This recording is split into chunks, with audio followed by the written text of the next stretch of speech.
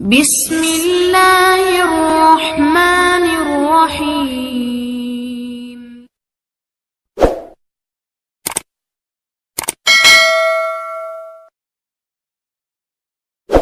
Jadi gue kudu mikir ya. Jadi ayat kursi itu dipilih ulama perkarane napa? Ayat itu kan spesial tenan. Kulo niku mboten saged ilmu nek gak maca ayat kursi. Nggih maca teng lisan, nggih maca teng ati setiap saat. Begitu mangsa kok pancen luar biasa.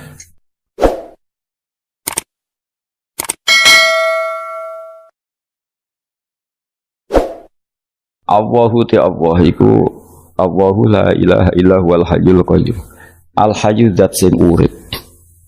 Mergo sing gampang bedakno Allah mbek Nabi Isa, ambek berhala, ambek semuanya yang disembah selain Allah adalah kehidupan. Kita gampangane tau ngidolakno Isa kaya apa, tapi akhirnya kecewa nak dianggap pangeran. Mergo nyatane cara mereka pun Isa mati disalib.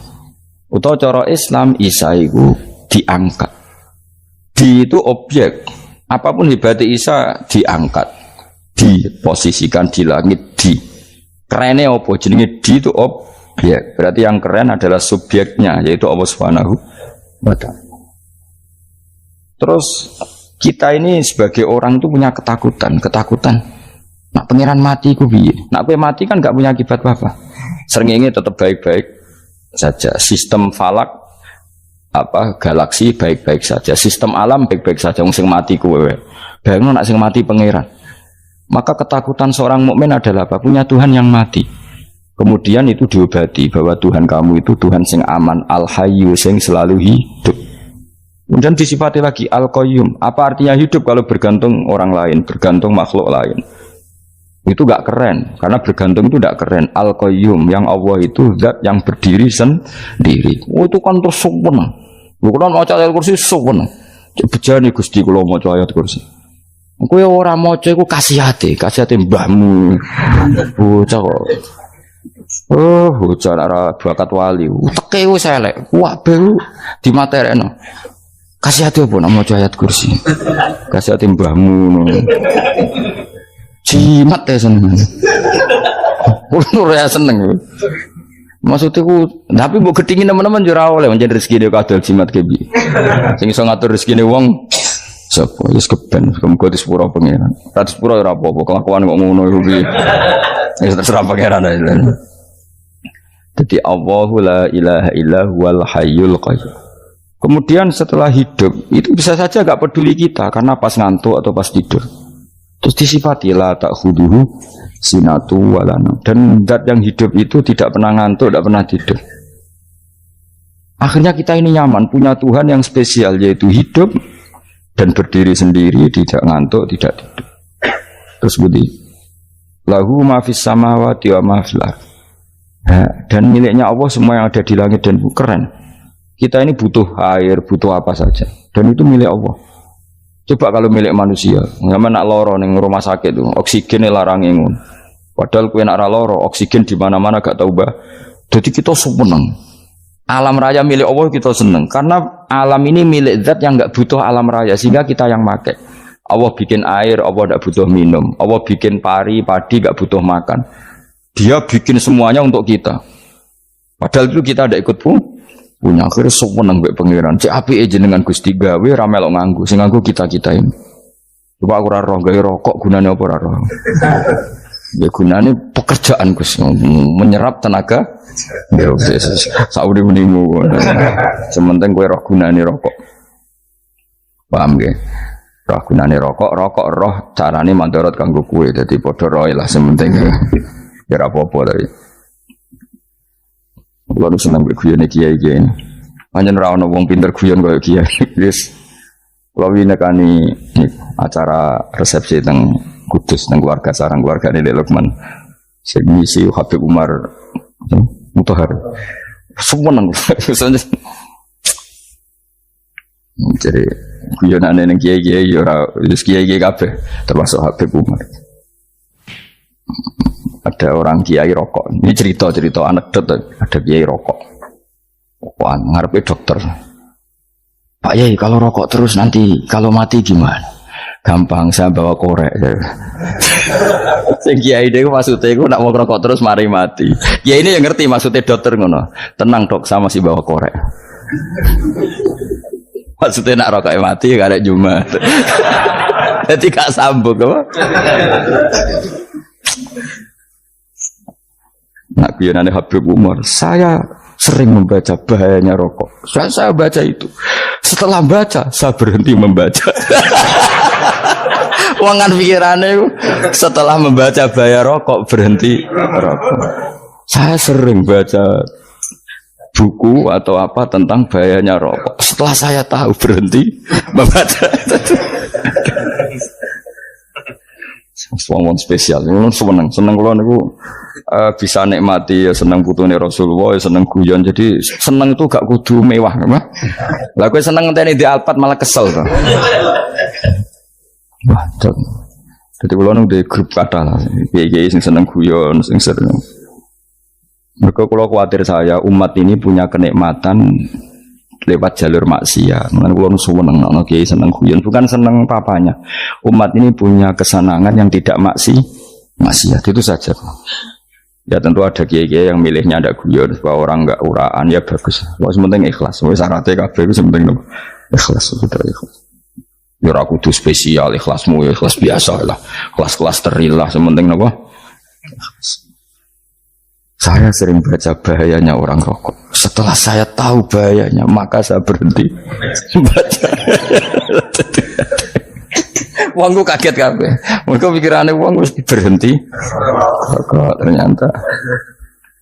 Mulai saya sering baca bahayanya orang miskin. Setelah tahu bahayanya, berhenti merasakan kemiskinan. Jadi, saya tahu bahayanya neraka. Setelah tahu bahayanya neraka, maka saya berhenti.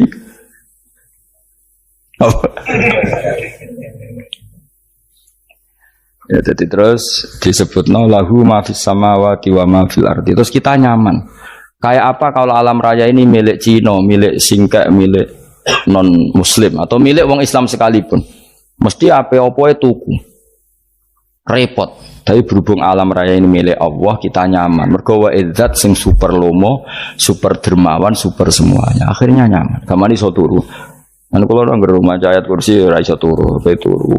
Kan dia maca lesane gak ati kula maca. Lahu ma fis samawati wa ma.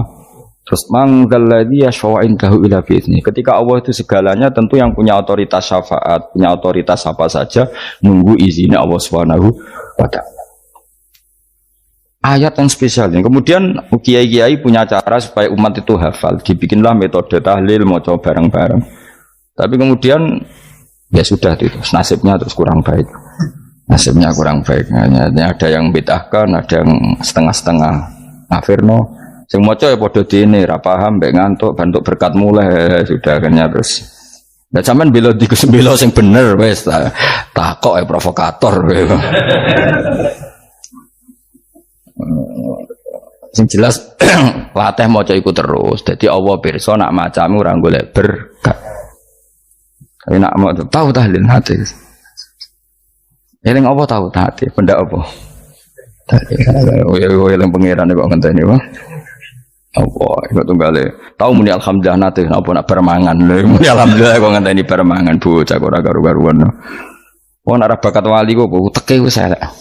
Jape wis keliru terus. Masih wong khusuk lah, ora bakat wali, khusuk tok tapi wis ruwet, uripe ruwet.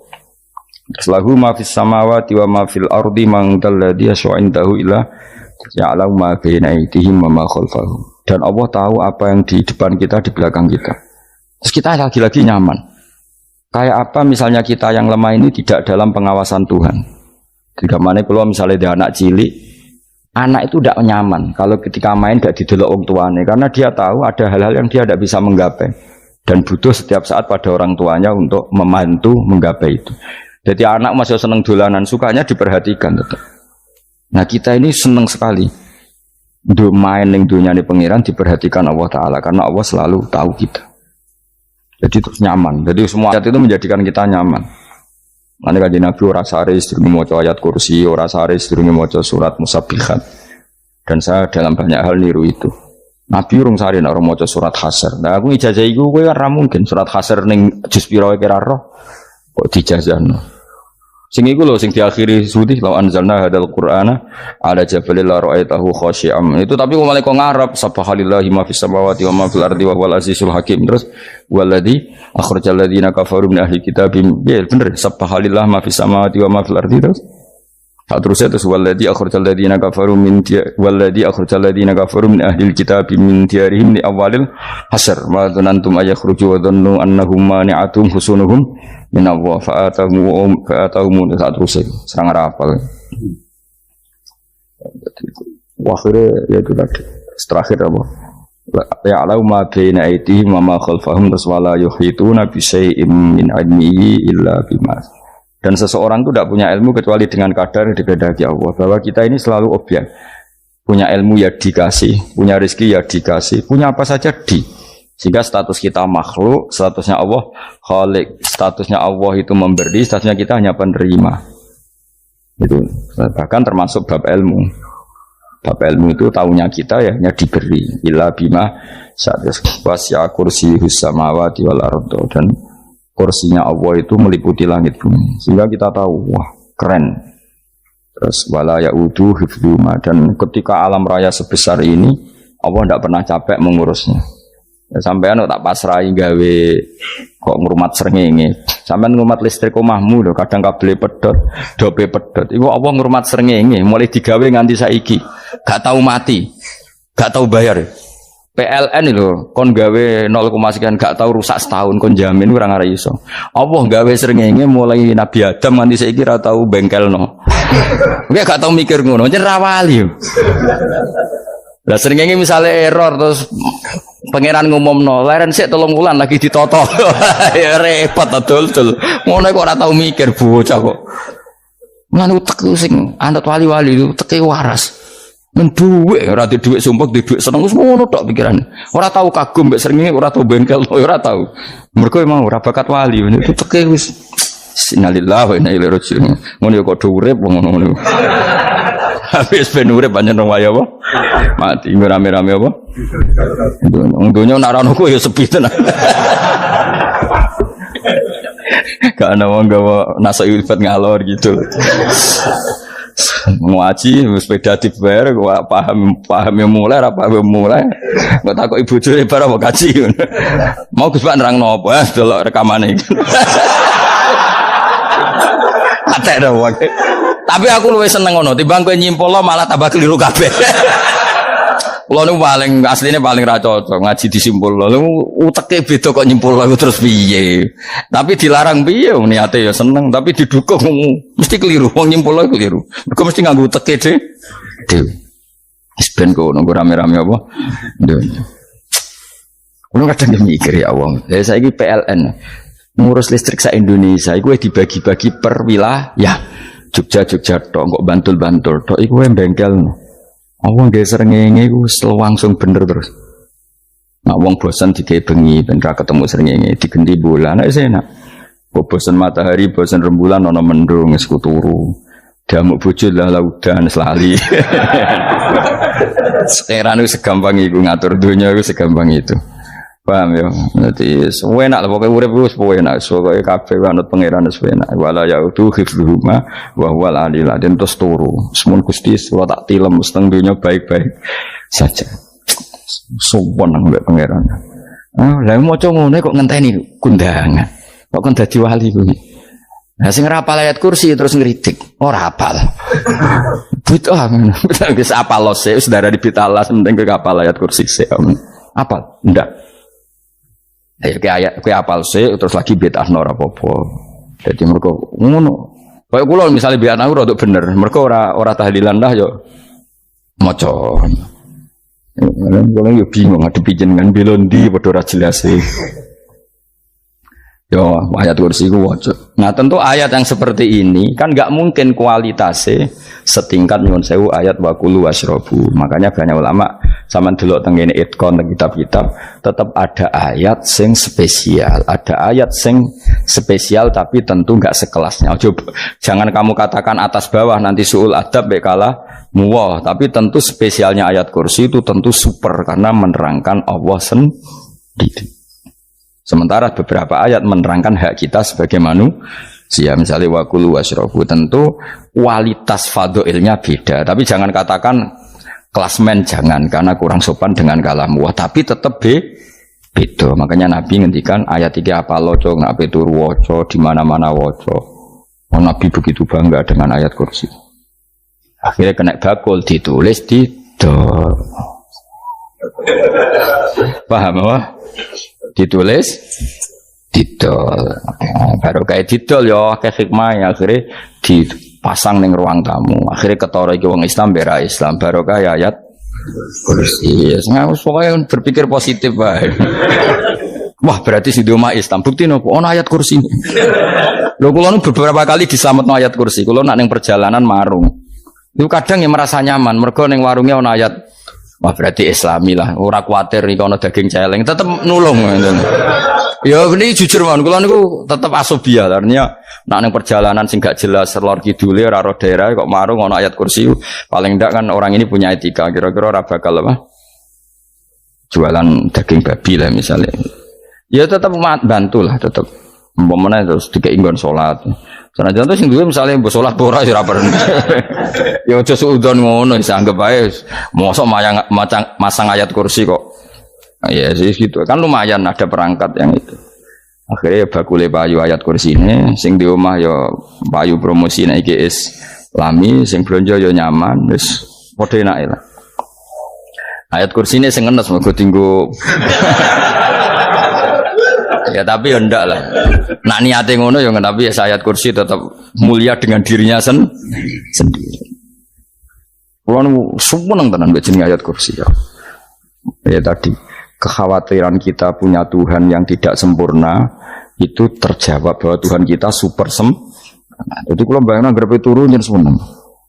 Senenge wae Gusti nak kula turu iku langit bumi gak masalah. Bayangno nak pangeran sing turu, sistem Tuhan hancur. Makanya syaratnya jadi Tuhan la ta'khudhu sinatun wa. Padahal kita menyaksikan Nabi Isa turu, beberapa yang dituhankan selain Allah turu ngantuk. Bayangno misalnya kowe pas donga sing mbok dongani turu.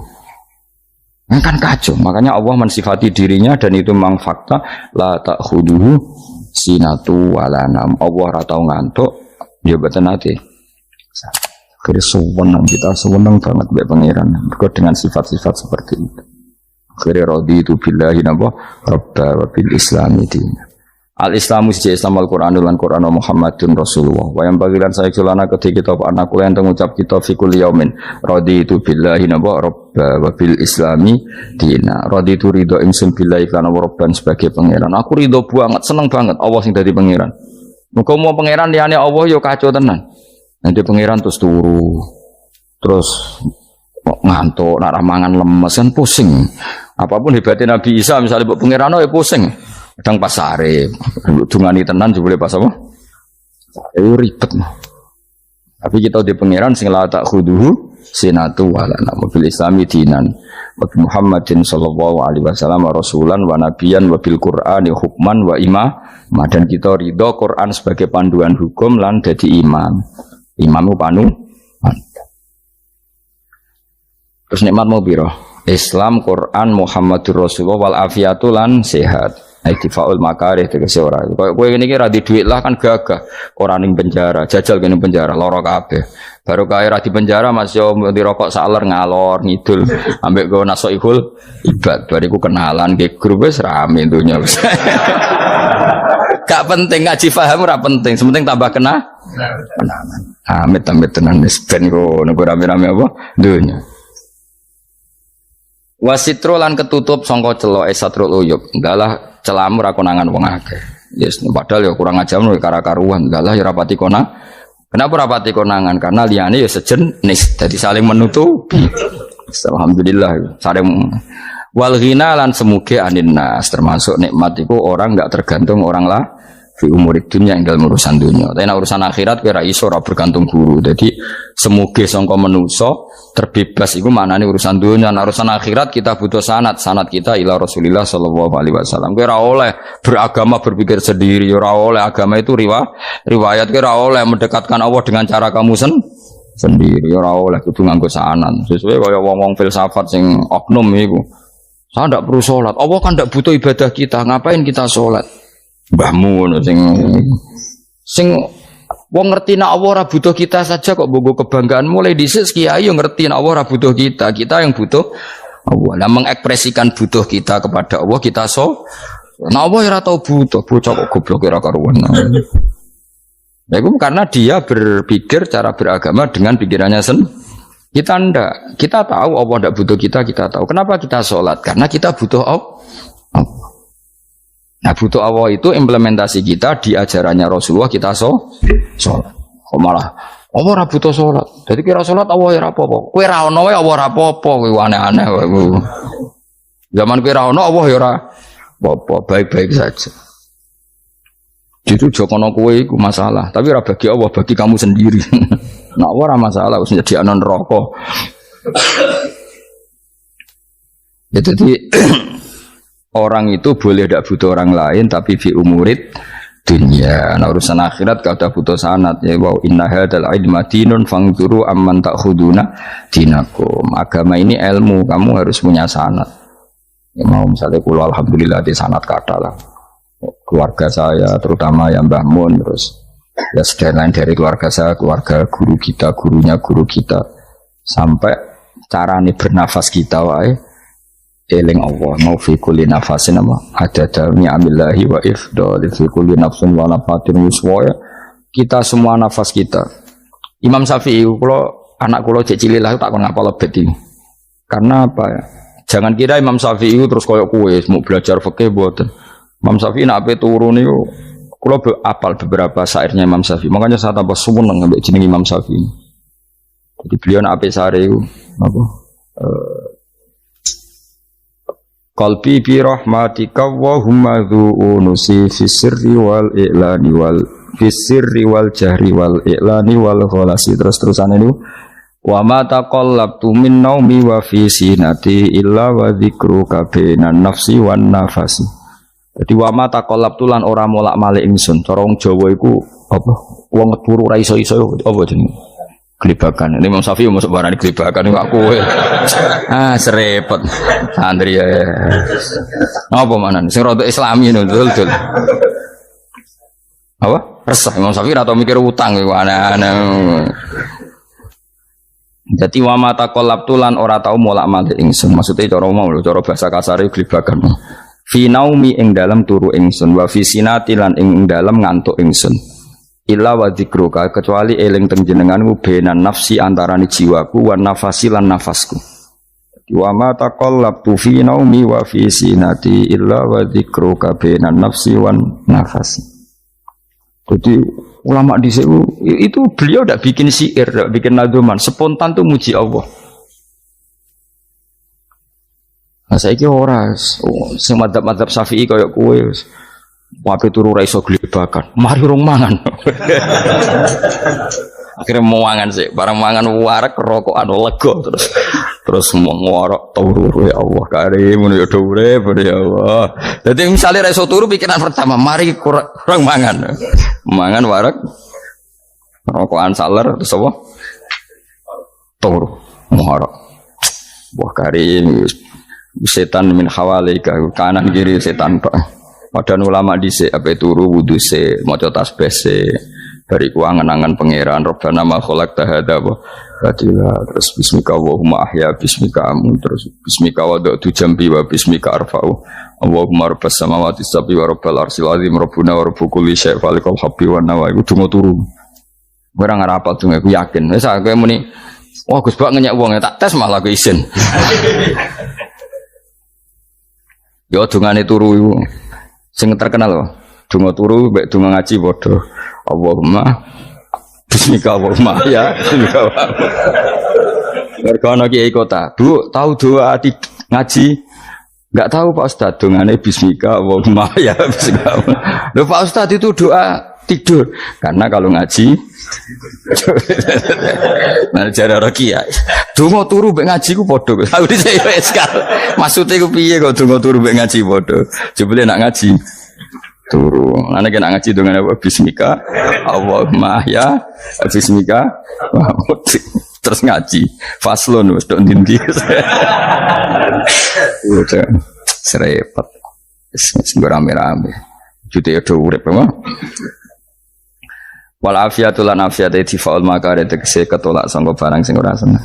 Supaya kula suwun nggih supaya jenengan sing seneng pangeran iki sai-sai samu. Supaya piye-piye sifat dasar wong mukmin ya walladzina amanu asyaddu hubbalillah. Misale ora iso asyaddu ya sementing hubban. Ya tentu asyaddu itu wong mukmin banget senenge ning pangeran. Yen nak makom ora iso asyaddu ya sementing ana senenge. Ya ana apa? Ana senenge wis dengan kadar yang kelasem lah sampai iso seneng. Lah nak makome para wali ya asyaddu banget senang. Mau apa turu nak orang mau ayat kursi gak lego ya paham. Cukup mau ayat kursi bedak tahli. Mengenai aku senang, sing ngritik aku seneng. Ben rame itu ben seru. Sing ngritik ya muka-muka apal tahlil dari ngritik itu fair, ora apa-apa apal terus ngritik. Mun tahlil sing ngomong sholli Abdullah sholati ala sati meneng kabeh wis. Iku men ada sing ngritik sing melok ora apal. Pokoke ujug-ujug muni wo filun. Susah es. Iya deh kau masoli. Abdullah sholati ala sati makhluqatika. Nuri huda saya Mas. Nuri huda terus. Oh, iku sing guri wis mau ora wo filun.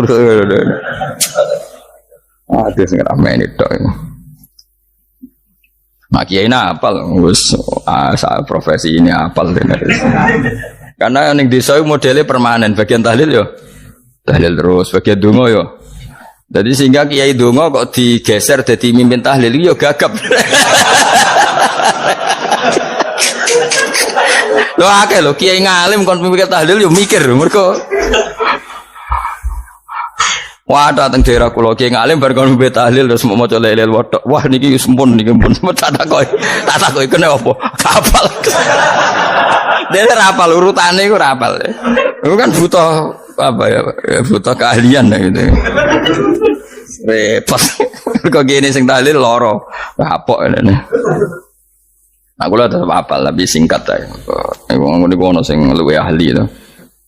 Sing guri wis Sengguri kacau meneng, tahlil dening kiai iki sengguri sampe wah suwi iku. Mergo terkenal mbah iku nak tahlil. Aduh, masyarakat repot bareng diumumno BMC tahlil dipimpin kiai niki. Sengguri jabe, wah suwi. Aduh. Nah, gerdumo dening Gus Wados wah cepet mesine Gus Wados. Aku mergo ngono donga suwi ra mesti mandi ya sadok cepet ta yang timbang donga nguri. Sing nguri mesti gremeng ana wong gak terkenal dongane suwi dijeng wis nguri. Waduh apa? Sawe. Mergo pikirane wong-wong wis nang berkat dibagi mulai. Mulane sing kritik ku keben ben balance ben seimbang. Cuma kalau suwon sing kritik ya kudu ngergani lah piye-piye iku umat dilatih kenal pangerane lewat kalimat toy. Karena itu cara kan. Coba nak wis kenal yo aja waca bendak tahlil, ape turu yo diwaca ning omah yo diwaca. Tapi aja waca ngarep bojomu kok dikongko jambi-jambi ben ora nyoal blonjo. Waca dhewean ning kamar dinikmati. Mbok waca ngarepe bojomu pas auzubillahi minasyaitonir rajim. Bojomu liwat, memang aku setan. Ala perkara tok. Enak memang dia barani minas setonir rajim. Yo nak maca kok banter-banter ngomong ngarepe bojomu pas liwat pas apa auzubillah. Minas setonir rajim. Bojomu ngamuk malah repot.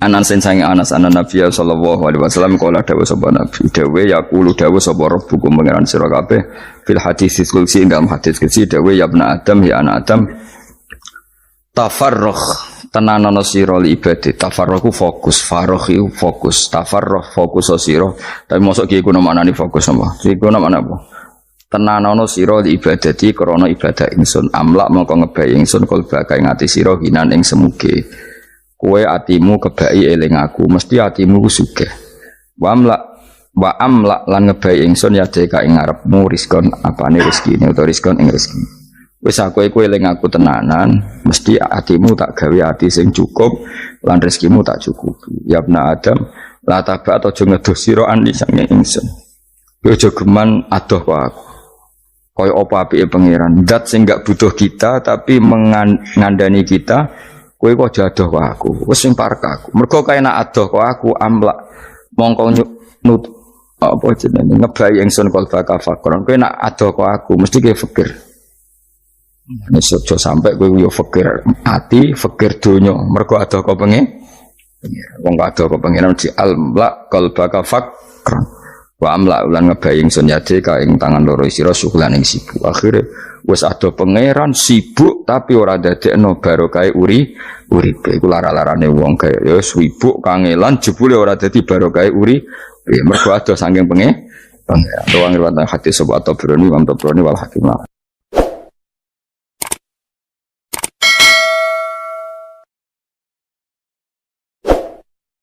Saya akan cerita versi kiai ya, kalau versi medis Anda lebih tahu. Kalau versi kiai itu kematian itu dianggap hal yang sebetulnya ada versi kiai ya, semua orang tahu lah pasti mati itu.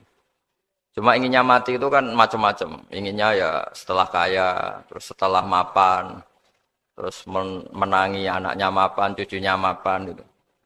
Terus itu pun sebetulnya ada siap mati juga, tapi ya tetap mati gitu. Jadi saya punya cerita, saya akan cerita yang lucu-lucu ya supaya enggak tegang ya menghadapi kematian.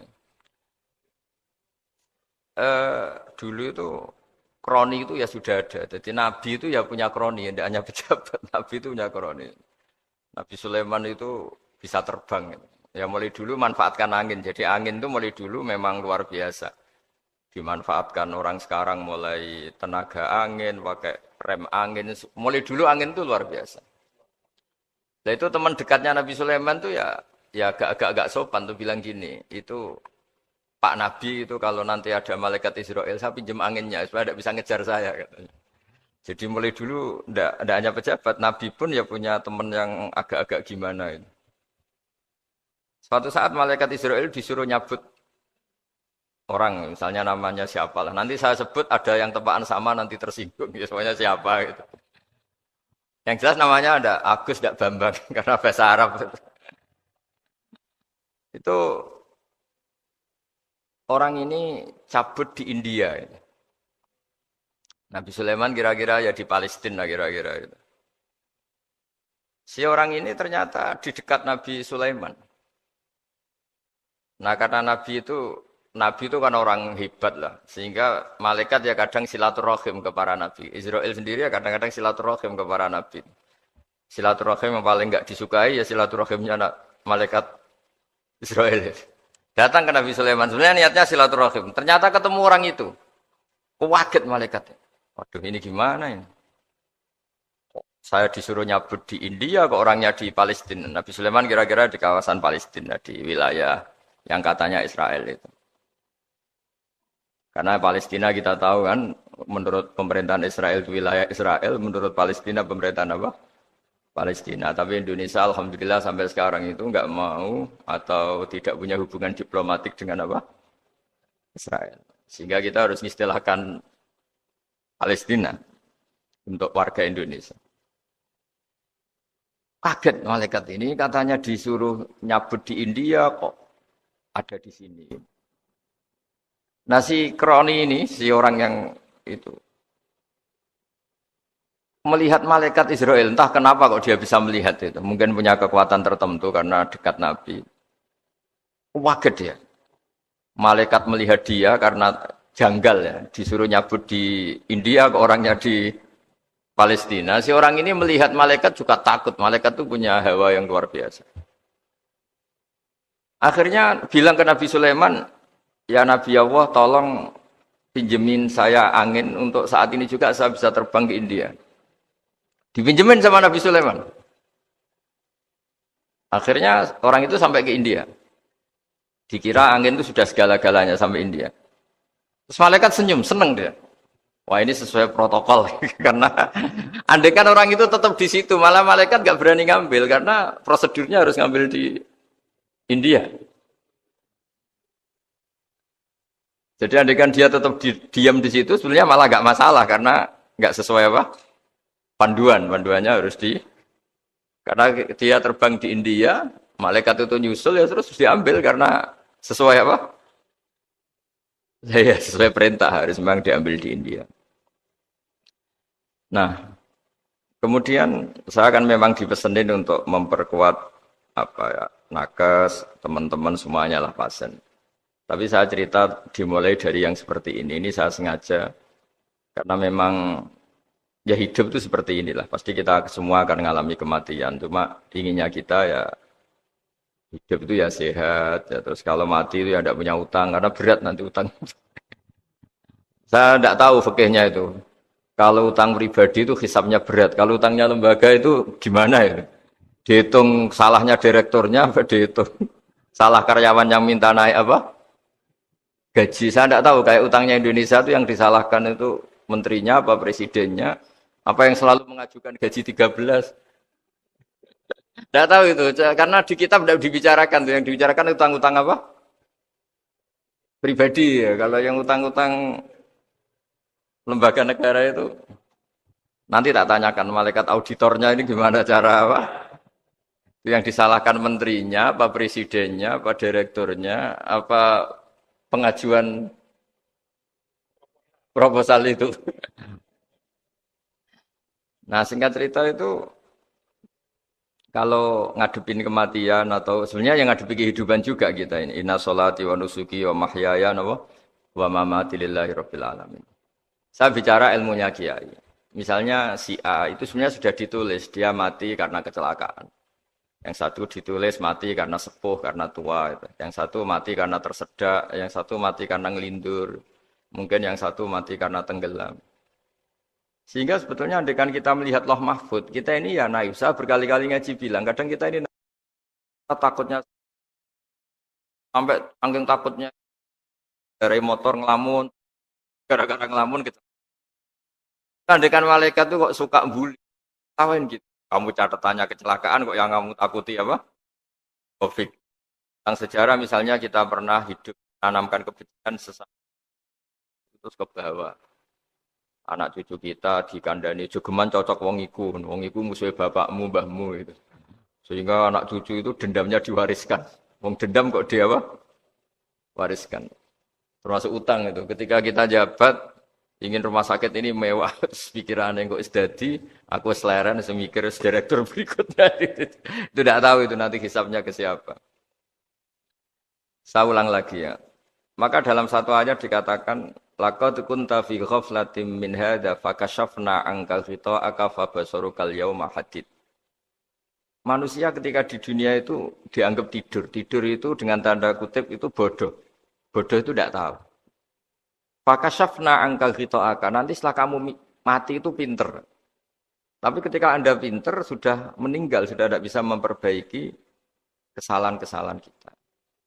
Nah, kenapa kita dikatakan sekarang ini tidur? Karena kita ini sering menyaksikan sesuatu yang sebetulnya tidak ada hubungannya dengan kita. Tidak ada hubungannya dengan kebutuhan kita. Misalnya kita ngelamun, berkhayal, ingin hidup kaya raya, sejahtera, jabat, orang lain anak buah semua. Ternyata itu enggak penting ketika kita di akhirat. Yang penting adalah Anda meninggal dalam keadaan menghamba kepada Allah Subhanahu wa Ta'ala. Saya berkali-kali ngaji kalau saya berkali-kali bilang, andaikan hati kita nanti direkam Allah, nanti di akhirat sudah direkam. Orientasi kita direkam nanti. Pak Agus misalnya ingin punya mobil, punya rumah mewah, punya apa. Terus orientasinya gitu. Di depan Tuhan yang menyuruh kita, mensyariatkan kita, inginnya itu ya jadi hamba Allah terbaik, jadi kekasihnya Allah, jadi hamba yang bersujud, dari hamba yang bersedekah. Jadi ini kan tidak sambung, ada cita-cita versi Allah yang dianjurkan Allah, yaitu bercita-cita jadi hamba yang soleh, yang bermanfaat, yang memanfaati orang banyak. Kemudian ini ada cita-cita yang hadzun nafsi, ingin mapan, semua orang anak buah. Hal-hal seperti ini tuh harus kita jaga, jangan sampai terjadi. Makanya di semua kitab pertama mendahulukan bab niat. Niat itu ya faman kana hijratu ilallah wa rasuli fa hijratuhu ilallah wa rasuli. Orang baik itu orang yang orientasinya itu menuju Allah Subhanahu wa taala. Lalu yang kurang baik adalah orang yang orientasinya itu ya harta, perempuan, pokoknya inginnya itu hal-hal yang kepentingan dirinya sendiri. Nah, lalu kenapa kita kadang tidak tahu? Ya tidak tahu itu karena tadi kita kalau tidak wiridan itu tidak punya efek samping kan. Tapi kalau kamu nggak punya uang kan terus lemes. Karena ngerti itu terus uang itu penting, wiridan tidak penting. Nah dari kesimpulan itu sebenarnya kita menjadi bodoh. Karena menjadi bodoh ketika Anda meninggal ternyata uang ini nggak penting, wiridan ini penting. Tapi tahu kita terlambat setelah kita meninggal. Nah di sini saya ingin mengingatkan apapun kondisi kita yang jelas itu ingat selalu kepada Allah Subhanahu wa taala. Caranya ingat gimana? Kata Nabi, kamu bayangkan musibah yang lebih ekstrim. Kamu akan tahu yang kamu alami itu ahwanu wa aisar. Yang kamu alami itu ringan sekali. Ringan seringan-ringannya. Saya beri contoh ya. Kalau Anda belajar, kalau dalam bahasa pondok itu falak. Mungkin kalau bahasa umum itu apalah ilmu apa. Misalnya orang ahli meteor. Ahli apalah, ahli perbintangan. Ketakutannya pasti benda langit ini jatuh, kemudian menimpa bumi. Nanti kalau Anda ahli geologi itu takutnya bumi ini likuifaksi karena sumber daya alamnya sudah begitu dikeruk, dimanfaatkan. Nanti yang ahli teroris atau yang ahli ekstremis itu takutnya itu ada teroris. Yang ahli sosiologi takutnya Indonesia itu chaos. Kalau chaos ya saling bunuh, saling apa. Jadi semuanya ini ketakutan ini semuanya mengarah terhadap kematian.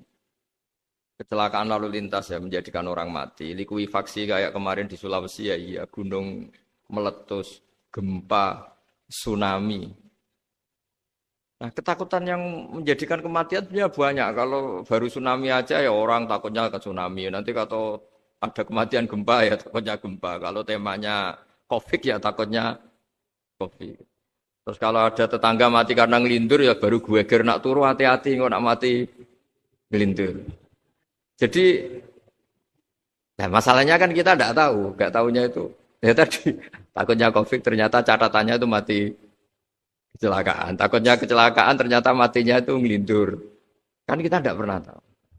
Dari tidak pernah tahu itu kemudian agama datang dengan anjuran sudahlah kamu tawakal bahwa semua urusan kamu di tangan Allah Subhanahu wa taala. Inna sholati wa nusuki wa mahyaya wa mamati lillahi rabbil alamin la syarikalah. Yes, ibadah kita, salat kita, hidup kita, mati kita semua di tangan Allah Subhanahu wa taala. Sehingga dengan berpikir begini ini melihat COVID itu ya kayak melihat potensi kematian yang lain kayak karena gempa, likuifaksi, kecelakaan, karena ngelindur, karena macam-macam. Kenapa saya membuat atau menyarankan ya supaya orang berpikir demikian, supaya bersyukur bahwa kita ini dihimpit, disekelilingi penyebab kematian tadi. Kalau kita ahli meteorologi mungkin takutnya itu asteroid jatuh, terus kemudian meteor jatuh yang nggak habis digesek oleh sistem alam, terus macam-macam. Yang ahli gempa juga takutnya gempa, yang ahli tsunami takutnya tsunami, yang ahli sosial takutnya Indonesia chaos, kemudian saling apa? Bunuh, saling apa, dan sebagainya, dan sebagainya. Nah, dengan keadaan seperti ini, kita ini baik sekali. Bukan sekedar baik, baik sekali. Kita tidak mengalami chaos sosial, kita tidak mengalami likuifaksi, kita tidak mengalami benturan benda langit di bumi kita. Karena itu sekali terjadi, bukan 1-2 lagi, tapi habis seluruh Indonesia, mungkin seluruh dunia. Nah, di sini cara Allah membuat kita selalu bersyukur bahwa hal-hal itu tidak terjadi. Jadi ada sebuah ayat yang Allah selalu mengingatkan, Aamin tuman fis sama ayakhsifa bikumul ardo fa idza hiya tamur. Kamu boleh sekali-kali berpikir, bumi ini justru potensinya itu likuifaksi, potensinya itu hancur karena di bawah itu ada magma, ada apa minyak, ada macam-macam. Ini kan di bawah ini kan ngerongkong cara Jawa itu karena diambilin terus. Piro-piro diambil ya ini ya ono masih bisa dipakai. Belum sistem bumi sendiri, wa fil ardi qita'um mutajawirat. Bumi sendiri itu berupa lempengan-lempengan. Setiap saat itu potensinya geser, sekali geser ya jadi gempa itu. Terus belum benda langit yang potensinya juga jatuh, sekali jatuh ya habis kita. Jadi yang kita ini dikepung sekian potensi yang bisa menghancurkan kita. Tapi nyatanya, mulai Nabi Adam sampai sekarang itu ada kehidupan, ada khayal. Sing Joko ya kepengen payu rabi. Mungkin sing wis payu rabi ya mbah kepengen mbah roh. Macam-macam lah. Tapi yang jelas itu wong dikepung kematian kok ya khayalnya masih tinggi gitu. Lah enggak pernah ngayal ya orang yang utang ditagih itu, gak kober ngayal. Soalnya wedine tanggal kredit itu. Tapi ini saya cerita supaya orang Indonesia itu ngerti lah bahwa yang ngepung kita itu tidak hanya Covid. Banyak. Makanya orang Arab itu kalau ngendikan itu wa man lam yamut bisayfi mata bi khairihi ta'addadatil asbab wal maut wahidu. Karena orang Arab itu kan dulu Arab sebelum Islam itu kan satu kabilah nyerang kabilah yang lain. Wah itu kan harus butuh orang-orang tangguh karena dulu sistem rezekinya ya kayak sistem Indonesia dulu lah. Kerajaan ini nyerang ini supaya satu kerajaan punya eksistensi harus mengalahkan kerajaan yang lain. Bahkan cerita-cerita itu sama lah di Indonesia di mana-mana. Nah itu pemuda-pemuda yang gagah berani itu karena punya pegangan tadi. Wa man lam yamut bisayfi toh mata biwirihi. Kalau kamu tidak mati di medan perang ya tetap aja mati juga. Sehingga mereka kendel gitu kata cerita orang dulu. Ta'addadatil asbab wal mautu wahidu. Sebab kematian bisa macam-macam, tapi kesimpulannya tetap saja namanya mati. Lalu Islam itu mengajarkan aksiru min dzikri hadhimil ladzat. Kamu harus banyak ingat mati. Tapi uniknya Islam itu menyuruh ingat mati itu disuruh justru semangat hidup. Karena kita butuh bekal itu. Jadi kalau kamu ingat mati itu jangan terus loyo, terus nunggu takdir mati itu enggak, malah disuruh semangat. Nah, tenaga medis semangat mengobati pasien. Yang pasien juga semangat mensupport dirinya supaya punya keberanian hidup. Orang Jawa nunggoni anak, nunggoni putu. Kalau saya sebagai kiai ya nunggoni santri, nunggoni umat. Jadi ingat mati itu justru dengan cara mencintai hidup. Karena hidup ini adalah bekal kita untuk sanggup ketemu Allah Subhanahu wa taala. Kadang-kadang bekal itu mudah sekali. Ada orang nakal gara-gara minumin anjing yang baru haus, sama Allah dimaafkan. Ada orang yang pulang dari tempat kerjanya, ada duri di tengah jalan, disikirkan takut kena orang, diampuni Allah, akhirnya menjadi ahli surga. Ada orang yang kerja untuk orang tuanya, kemudian orang tuanya dicukupin menjadi ahli surga. Bahkan ada ahli surga itu ceritanya itu, tapi ini jangan dicoba. Ada orang sudah jelas niat, nyon sewu niat zina. Sudah tinggal itu terus mikir dia. Saat itu takut Allah gak jadi. Barokahnya gak jadi langsung dia jadi ahli surga. Sarannya gak jadi loh ya. Tapi ya tidak usah dicoba. Itu kalau keterusan masalah. Jadi Islam itu menganjurkan ingat mati tapi justru dengan cara mencintai kehidupan. Karena yang jadi referensi Allah nanti di akhirat adalah perilaku kita, amal kita zaman apa? Hidup. Jadi disuruh ingat mati, tapi justru dengan cara sangat mencintai apa? Kehidupan. Lalu yang dinamakan kehidupan itu apa? Ya kita-kita ini. Ada yang mengkhidmati agama, mengkhidmati orang sakit, mengkhidmati itu ya berbakti, membantu. Ada yang nata lalu lintas, ada yang nata keamanan, kayak Pak Polisi, ada yang nata keuangan, kayak Kemenku. Macam-macam. Semuanya harus kita cintai profesi-profesi yang oleh Islam dianjurkan untuk kita nekuni itu. Jadi saya mohon lewat cerita ini orang itu tidak fokus takut Covid. Kasihan Covid kan jadi tersangka pembunuh sini. Padahal di kampung-kampung orang lugu-lugu yang saking nggak ngertinya itu kalau dikasih sumbangan itu katanya itu salam ning Covid matur nuwun. Itu ribet kalau orang lugu-lugu itu. Dikira Covid itu satu makhluk atau manusia yang nyumbang itu. Jadi saya mohon semohon-mohonnya, minta seminta-mintanya, sampean harus ngitung nikmat lah. Dengan sistem meteor seperti itu di langit tidak jatuh ke kita, sistem bumi yang sudah ngerongkong gini tidak likuifaksi, Terus di dunia ini banyak kimia, banyak racun. Itu kalau misalnya meledak kemudian dibawa angin, mungkin matinya lebih massal. Ternyata semua itu enggak terjadi. Artinya nikmat yang sekarang kita dapatkan, kita nikmati sekarang itu jauh lebih besar ketimbang ketakutan kita. Nah, ini Islam selalu menganjurkan fazkuru ala Allah la'allakum tuflihun. Selalu ingat sisi-sisi nikmatnya Allah. Kamu jangan hanya sisi wah kita dikepung Covid, kita punya istri judes, punya anak enggak nurut, punya atasan sadis, punya anak buah enggak loyal. Kalau gitu terus ya kamu enggak berani hidup. Yang diingat masalah. Itu salah, hidup seperti itu salah menurut Islam. Yang Islam menganjurkan fazkuru ala Allah. Kamu ingat sisi-sisi nikmatnya Allah. Bukan sisi-sisi kita hidup itu diuji. Saya punya sekian cerita ulama-ulama yang unik. Yang punya nasihat itu. Jadi ada orang kaya raya, dulu temannya banyak, anak buahnya banyak. Suatu saat dia miskin terus gak ada yang berkunjung. Terus dia ngeluh, curhat ke ulama itu. Ketika saya kaya yang berkunjung banyak, ketika saya miskin kok nggak ada yang berkunjung. Kurang ajar betul teman-teman saya. Terus kata kiai itu lucu kalau yang ada nih. Ya bagus gitu dong ketika Anda miskin sudah ada yang berkunjung. Loh kok bisa? Ya misalnya kamu sekarang jadi buruhnya orang, pas disuruh-suruh, dibentak-bentak, terus teman kamu udah datang, malah kamu jadi tontonan. Toh. Mendingan nggak udah datang, jadi kamu ketika buruh orang nggak malu, karena teman-teman kamu sudah tidak datang. Ya alhamdulillah kalau gitu ya. Jadi dulu satu hal yang dia dulu nganggap problem, ya kan kalau kamu misalnya dulu kaya temannya banyak jabat terus yang takut banyak. Ketika sudah miskin Yun Sawu jadi buruhnya orang disuruh-suruh terus teman kamu tetap datang. Siap enggak Anda? Siap datang apa siap enggak datang? Lebih siap enggak datang sebetulnya kan? Karena enggak jadi tonton. Akhirnya dia sadar. Ya gitu kalau dikeluhin istri saya ini judes, ya sering marahin gini-gini. Ya bagus dong marahin kamu. Kalau marahin tetangga malah masalah. Coba kamu punya istri kalau marahin orang lain pusing enggak? Mendingan marahin. Jadi pokoknya dilatih terus. Lama-lama dia bersyukur. Nah termasuk cara kita melihat kehidupan. Ada doa Rasulullah SAW yang luar biasa. Ya Allah, jadikan kehidupan ini sebagai penambahan saya untuk berbuat baik.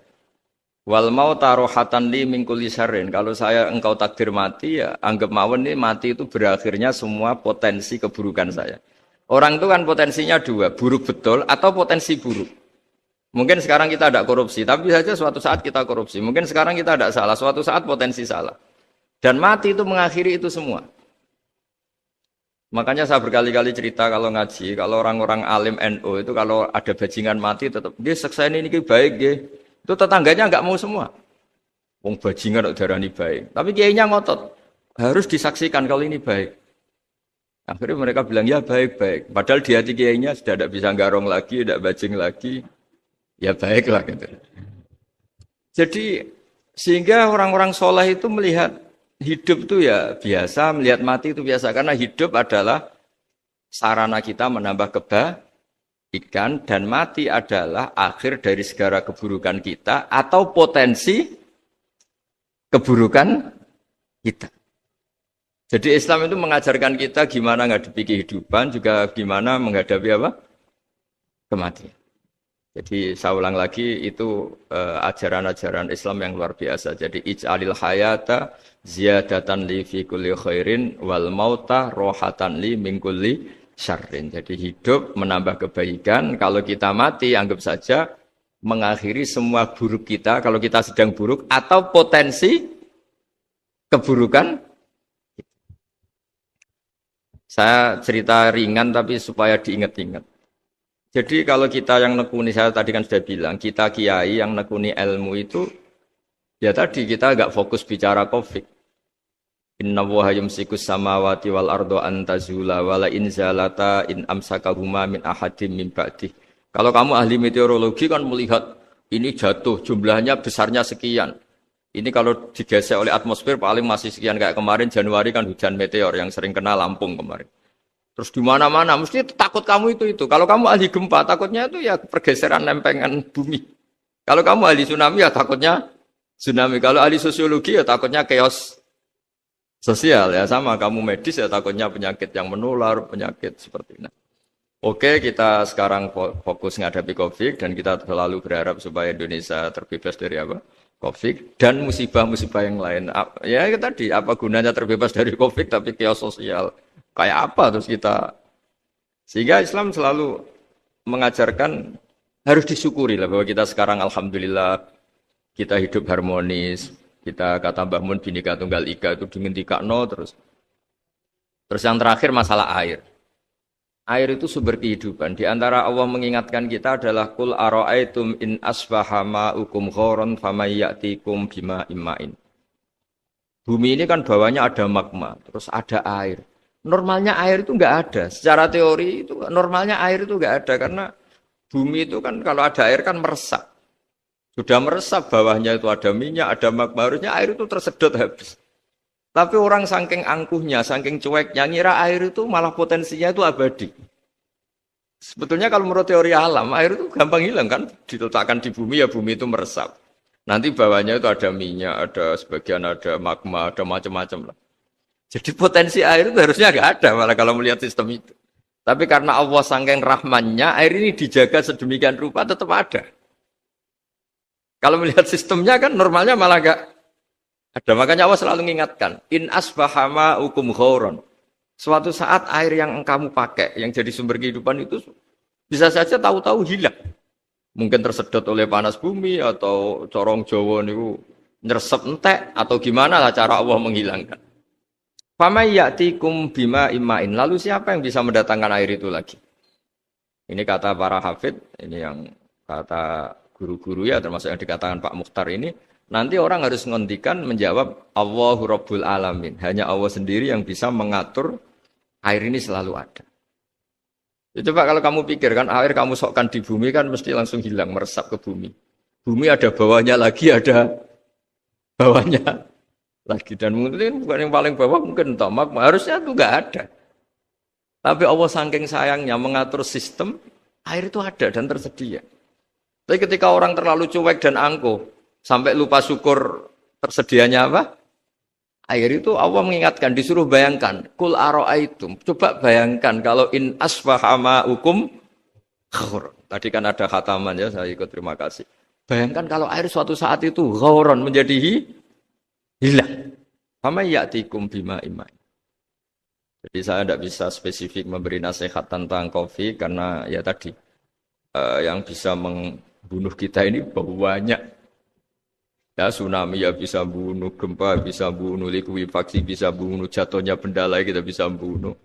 Takut tanggal utang kaget ya bisa bunuh. Macam-macam. Semacam-macam lah ngelindur ya. Kemarin mudik aja yang sebelum tertata rapi aja mudik aja berapa kemarin kalau ada apa mudik Lebaran yang tahun berapa 3 tahun yang lalu apa 4 tahun yang lalu dulu. Jadi saya mohon ketakutan kita adalah yang hakikat adalah takut jadi hamba yang tidak baik. Itu yang harus jadi ketakutan sejati. Takut kita di mata Allah tidak jadi hamba yang baik sehingga kita jauh dari Allah Subhanahu wa Ta'ala. Karena cita-cita terbesar kita dan cita-cita terbaik kita adalah jadi hamba yang diridhoi Allah Subhanahu wa Ta'ala. Sebaliknya ketakutan kita sejati adalah takut su'ul khotimah, takut jadi hamba yang tidak baik. Kita inginnya adalah assalamu alaina wa ala ibadillahis sholihin. Yang berhak mendapat keselamatan dunia akhirat adalah orang-orang atau hamba-hamba yang soleh. Ya tadi untuk menjadi soleh itu gampang di Islam itu. Tenaga medis, nolong pasien ya ibadah. Pasien husnudzon sama dokter ya ibadah. Mengelola hidup, ingin hidup ya ibadah. Anak ngurus istri ngurus. Pokoknya anak yang ngurus keluarganya juga ibadah. Semuanya itu di Islam itu asal tidak maksiat itu dianggap apa? Ibadah. Dan untuk orang menjadi kekasihnya Allah kayak tadi. Ada orang yang karena ngerawat hewan dijadikan walinya Allah. Menghilangkan duri atau pengganggu di jalan jadi kekasih Allah. Itu cerita-cerita itu semuanya ringan. Bahkan tadi ada yang cerita sekedar ingin maksiat dan tidak jadi. Dalam Islam itu kan gitu, orang yang merencanakan maksiat kemudian tidak jadi, itu ditulis pahala. Jadi gampang sekali untuk menjadi orang soleh dalam apa? Islam. Kalau tidak bisa itu semua, kata Nabi, takufus syarroka anin nas, fa inna sodakotun minka ala nafsik. Kalau tidak bisa berbuat baik sama orang lain, yang penting tidak mengganggu orang lain. Terus kan enak seturu ning omah ngelamun bengak-bengok dhewe aja banter-banter tapi. Nak bengok-bengok banter-banter kan ganggu tonggo. Itu asal tidak ganggu orang lain, takufus syarroka anin nas. Kamu jangan sampai efek buruk kamu berakibat pada orang lain. Itu juga fa inna sodakotun minka ala nafsik. Itu ya bagian dari sedekah kamu. Taruh saja misalnya kalau secara ilmu medis, misalnya kita ini kok dinyatakan positif COVID, secara ilmu medis nggak boleh ketemu orang lain, terus kamu diisolasi. Kamu niatin ketika diisolasi itu tidak menularkan bahaya kepada orang lain. Itu juga ibadah. Jadi ibadah itu gampang sekali, mudah sekali. Karena agama ini yuridu wa bikumul yusra wala yuridu bikumul usra. Agama ini mudah bukan sulit. Ya, mohon maaf tadi saya nggak bisa datang yang jam 11 karena saya tadi malam hormat di Jogja, acara 7 harinya Kiai Tabik, tadi pagi baru datang. Tapi saya mohon pokoknya yang seneng ya, hidup itu yang seneng, diberi kesempatan hidup sampai sekarang itu yang seneng. Jangan karena teman kamu meninggal terus akan-akan ini teman saya meninggal, paling saya besok. Kok kamu tahu? Nyatanya besok hidup lagi, besoknya ya hidup lagi sampai sekarang ya masih hidup. Sudahlah mensyukuri yang ada, jadi sudah saya mohon syukur itu penting lah, in syakartum lazidanakum. Justru dengan kita syukur itu insya Allah segalanya akan tambah baik, tambah apa? Baik. Jadi dulu ada orang yang sangat cerdas, namanya Jubair bin Mut'im. Dia saking cerdasnya, juga kaya, juga tokoh, dikirim sebagai delegasi pembebasan Asra Badrin, tawanan Badar. Kemudian pas datang ke Masjid Nabawi, Nabi delalah pas baca Wattur wa kitabim mastur. Sampai pada titik Nabi baca am khuliqu min ghairi syai'in am humul khaliqun. Apakah penciptaan yang sedemikian canggih itu dimulai tanpa perwujudan, tanpa sesuatu yang real, yang maujud? Orang itu langsung bersimpuh, matur, ya Rasulullah saya Islam. Kada qalbi yatir, hampir hati saya, otak saya, pikiran saya itu terbang. Karena logika yang dibangun ateisme misalnya, kalau alam raya ini dimulai dari nihilisme, berarti logikanya apa? Al-adamu yakhluqu maujudan. Alam raya ini kan maujud, maujud itu ada. Kalau yang lebih dulu itu ketiadaan, berarti ketiadaan menjadi sebab kewujudan. Kalau dalam bahasa Arab itu al-adamu yakhluqu maujudan, sesuatu yang harusnya nggak jadi faktor karena ketiadaan menjadi faktor sesuatu yang nyata. Itu kan nggak masuk akal. Ya, kalau alam raya ini ada al-adam sing yasbiku maujudan, berarti alam raya ini al-adamu yakhluqu maujudan, sesuatu yang tidak ada menciptakan yang ada. Dengan logika itu terus kita ngaji. Diajari sama guru-guru kita, sifat dasar Allah itu maujud. Wallahu maujudun qadimun. Terus masuk. Yang harus distatuskan pertama dari Allah itu apa? Maujud, wujud. Karena dengan wujud ini layak menjadi penyebab adanya alam raya ini. Sehingga ketika kita menolak faham nihilisme atau ateisme, faham tanpa Tuhan, tanpa pencipta awal, kita punya diroyah. Bahwa tidak mungkin ketiadaan ini menjadi sebab perwujudan alam raya. Yaitu am khuliqu min ghairi syai'in. Masa alam raya ini diciptakan tanpa sebab yang nyata, yaitu wajibil wujud. Siapa itu? Allah Subhanahu wa ta'ala. Begitu juga menyangkut sholawat. Orang boleh beda pendapat tentang redaksi sholawat. Ada yang sholli ala Muhammad, ala Sayyidina Muhammad, Nabi Muhammad. Monggo lah masalah redaksi saja. Tapi setelah dianalisis, Nabi itu Pak Rektor, jadi Nabi setelah Nabi Isa saking dihormatinya sampai dituhankan. Juga jadi Nabi yang ada cerita masih hangat, orang Yahudi itu bunuh Nabi. Jadi yang satu mendudukkan Nabi sedemikian tinggi sampai kayak Tuhan, yang satu menjatuhkan Nabi sedemikian rendah sampai dibunuh.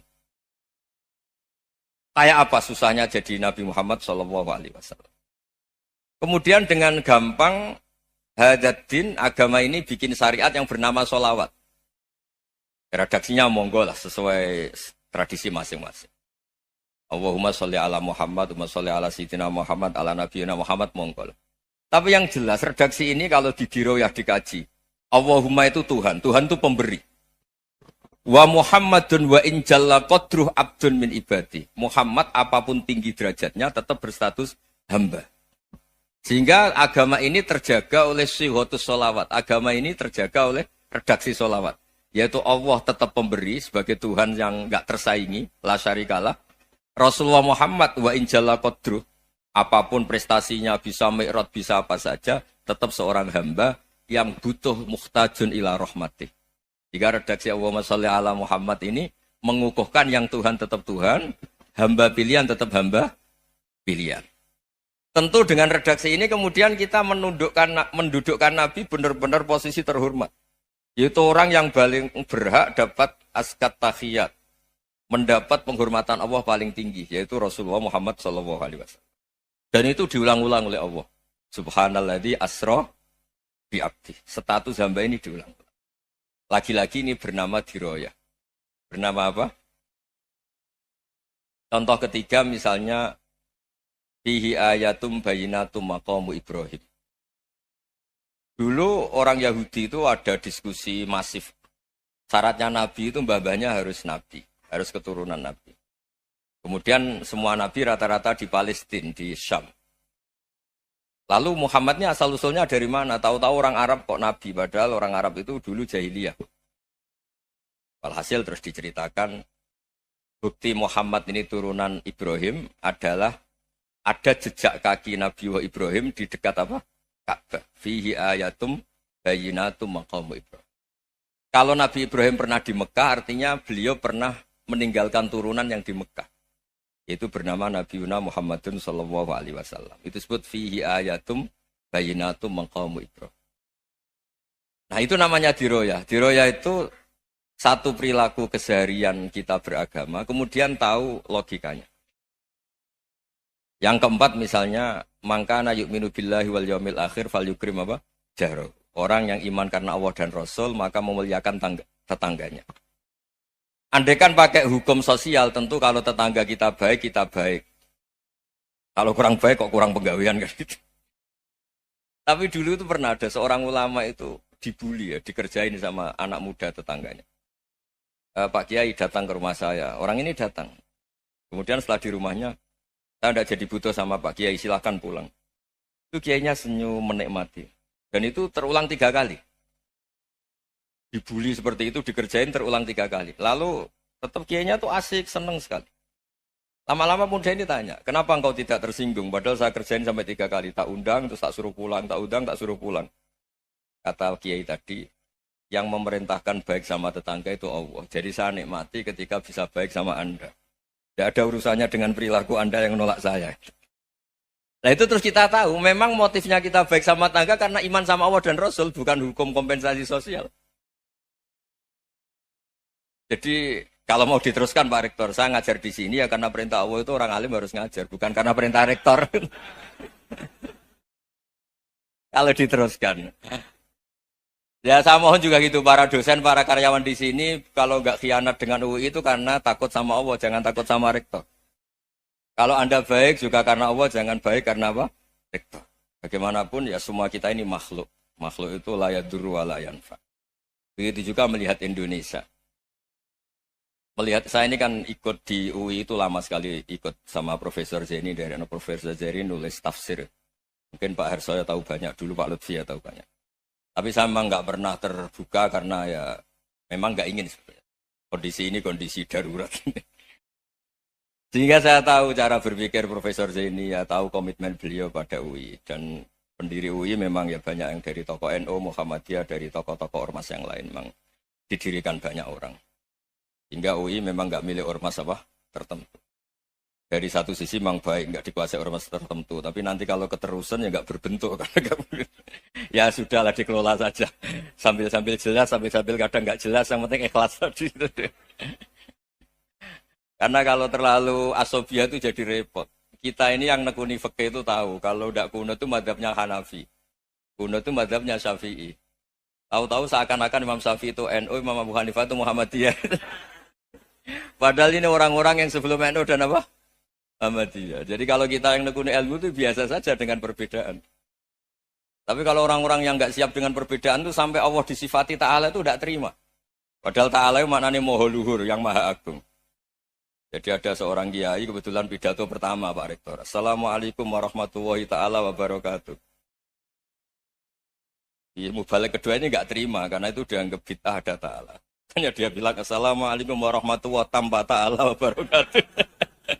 Itu saking asobiahnya itu Allah ditambahi Ta'ala itu tidak terima. Padahal Ta'ala itu maknanya Maha Agung. Nah itu kan jadi repot kalau asobiah gitu. Kalau kita ngadepi perbedaan itu biasa saja. Karena kita mungkin bacanya banyak, lihat hal-hal seperti itu ya biasa saja. Karena dulu itu perbedaan itu urusan sudut pandang. Ya saya ulang lagi, perbedaan itu sudut. Allah yang Tuhan saja sering didebat sama nabi-nabinya. Karena urusan sudut pandang apa? Saya beri contoh ya. Suatu saat Khalilur Rahman Ibrahim itu saatnya meninggal sama Allah, Israel disuruh. Israel itu Ibrahim saatnya meninggal, ambil nyawanya. Setelah datang ke Ibrahim, ya Khalilur Rahman Ibrahim, saya disuruh nyabut nyawa Anda. Itu Israel dipaksa mikir sama Ibrahim. Hal ra'aita khalilan yumitu khalilah. Kamu tahu orang yang mencintai kemudian bunuh yang dicintai. Itu logika agak benar. Akhirnya Israel kan nggak biasa debat, kan nggak dilatih debat, nggak pernah ikut lomba UI debat ilmiah. Dia taunya nyambut nyawa aja. Kembali ke Allah. Ya Allah, kata Ibrahim, hal ra'aita khalilan yumitu khalilah. Masa kekasih bunuh yang dicintai ya. Tapi kata Allah santai. Bilang ke Ibrahim, hal ra'aita habiban yakrahu ayyalqa habibah. Masa katanya dia cinta saya, kemudian ketemu saya tidak berani. Israel mater lagi. Logikanya gini Ibrahim, masa yang dicintai sama yang ketemu yang dicintai nggak berani. Ya udah ketemu aja. Katanya yang meninggal itu. Artinya kamu bisa saja GR tidak mati-mati karena merasa dicintai. Atau ingin mati karena mencintai. Nah maksud saya, dalam hal-hal seperti ini orang UI pasti gak jelas. Katanya cinta Allah suruh mati ya gak mau. Gak jelas kan? Dibilang gak cinta juga gak mau. Tapi dibilang cinta kalau ukurannya mati juga gak mau. Nah, tapi dalam banyak hal gak jelas itu penting Pak Rektor. Penting sekali. Buatan Buyan, saya beri contoh sekian ilmiah, gak jelas itu penting. Rasulullah SAW itu dalam banyak hal itu disuruh Allah, memang disuruh supaya ngambil sikap seperti itu. Karena Allah itu punya otoritas penuh untuk bikin orang itu baik atau tidak baik. Wahsy itu yang membunuh Sayyid Hamzah, orang paling dicintai Nabi di antara yang dicintai Nabi. Qatalahu Wahsyun, dibunuh oleh Wahsy. Nabi secara basarnya itu gak suka sama Wahsy. Sampai cara lahir ya ingin corong Jawa ingin masuk nol. Tapi apa kata Allah? Laisa laka minal amri syai'un aw yatuba alaihim aw yu'adziba. Itu tidak wilayah kamu Muhammad. Malah Wahsy dikasih tobat sama Allah. Khalid bin Walid. Itu perang Uhud kalah itu karena ide brilian Khalid bin Walid. Pas itu masih panglima kafir. Yaitu pura-pura kalah, ghanimah dilepas, sahabat turun, pasukannya naik, walhasil orang Islam kalah. Khalid bin Walid akhirnya juga masuk Islam. Orang yang secara basariah Nabi itu gak siap. Kebalikannya juga ada. Sa'labah itu orang sampai gelar hamamatul masjid. Ini pas ngaji mesti ingat. Salam. Dia di masjid terus. Setiap habis salam tuh lari. Karena istrinya nyuwun sewu masih berpakaian yang tidak pantas. Kenapa engkau terburu-buru pulang? Pakaian yang dipakai istri saya sekarang saya pakai. Ya pakaian sarung itu kayak Pak Rektor kan fleksibel. Ini khusus mau Ramadan. Tidak akan sarungan terus. Gak usah khawatir. Jadi ini tadi sudah perjanjian. Saya yang kiai celananan, beliau yang rektor pakai sarung. Jadi, iya. Supaya itu barter madhab. Tapi hanya sekali ini aja, bukan. Jadi jangan diharapkan ini jadi tontonan terus-menerus. Dan ini barter madhab.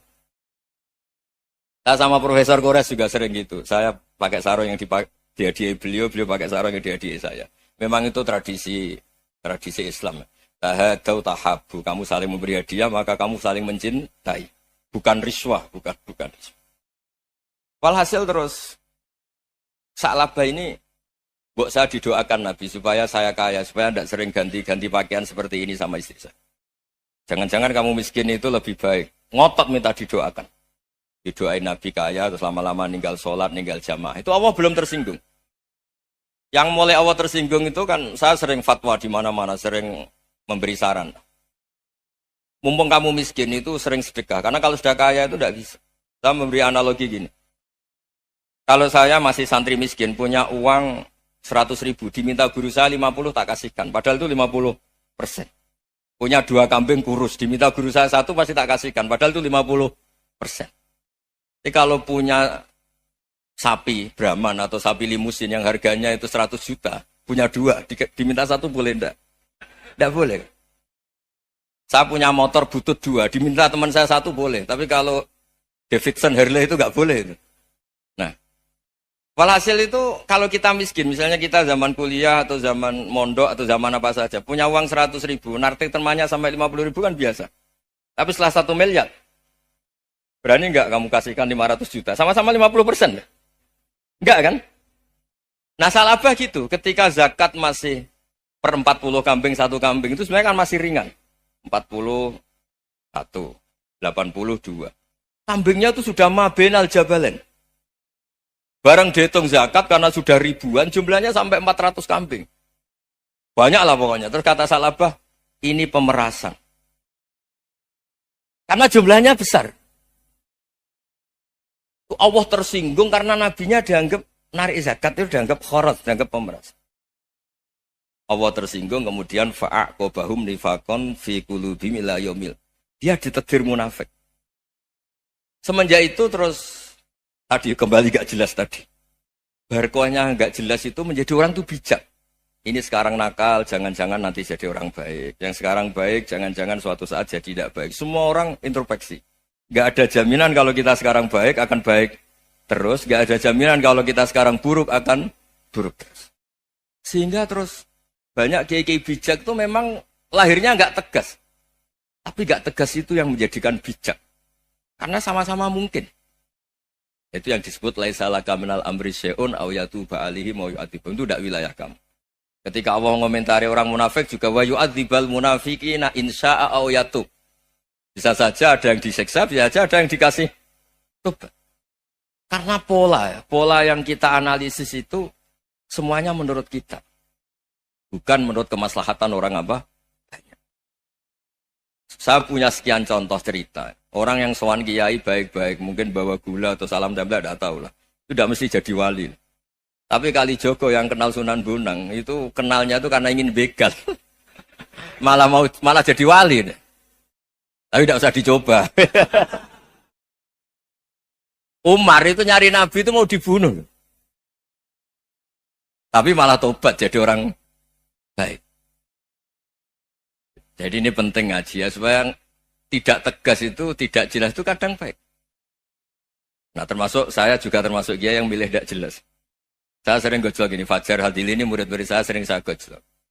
Kalau semua sistem pendidikan kayak kampus, kayak UII, kayak UIN semuanya, itu sistem yang bagus. Karena tertib jam kuliahnya jelas, mata kuliahnya jelas. Kalau di pesantren itu Pak Arso, itu nggak tertib. Tapi justru itu enak, ketemu di jalan orang berani tanya. Nah ini kalau mbak-mbak misalnya menstruasi, mau belajar haid nunggu semester berapa baru tahu. Itu bisa sekian tahun nggak sholat karena nunggu pelajarannya baru diterangkan. Mau haji juga gitu, nunggu mata pelajaran haji. Kalau nggak jamnya, nggak mau dosennya ngajarin. Ya, kalau kiai kan enggak, ketemu di jalan tanya, dijawab. Jam berapa juga dijawab. Artinya Indonesia itu berkah, ada sistem kampus yang tertib. Ya semoga termasuk tertib gajinya.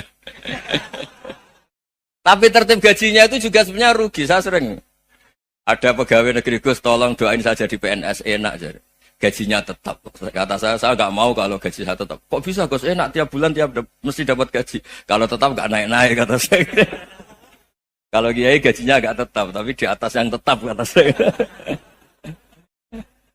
Artinya Indonesia itu berkah. Kalau semuanya pakai sistem pendidikan setertib ini, orang mau tanya haid ya nunggu pelajaran haid.